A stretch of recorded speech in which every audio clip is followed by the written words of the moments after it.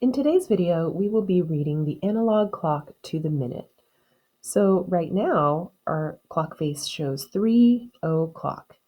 And remember, each tick mark represents 1 minute that has passed. So if I move my minute hand to the first tick mark, now the clock face shows 3:01. If I move it to the next tick mark, it shows 3:02.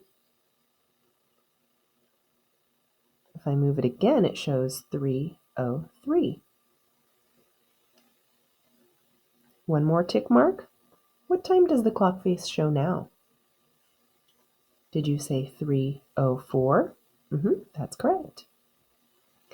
And if we move the minute hand to one more tick mark, we're at 3:05. So we can use our 5-minute increments as benchmarks. So let's do that. We're going to hop to 3:10. One more minute would be 3:11, 3:12, 3:13. What would this be? Did you say 3:14? That's correct. Let's do another one. Let's go to this benchmark, 3:15. And I'm going to skip ahead 1, 2, 3 more tick marks. What times does that show? Did you say 3:18? That's correct. Let's do a few more. Let's start at 3:20.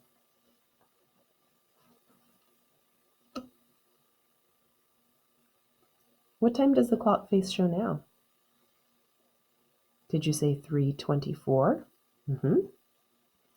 Now you may have noticed as we're moving around the clock face, our hour hand gets closer to the next number representing the next hour, but it's not quite there yet.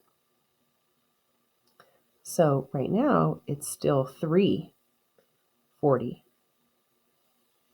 3:41, 3:42.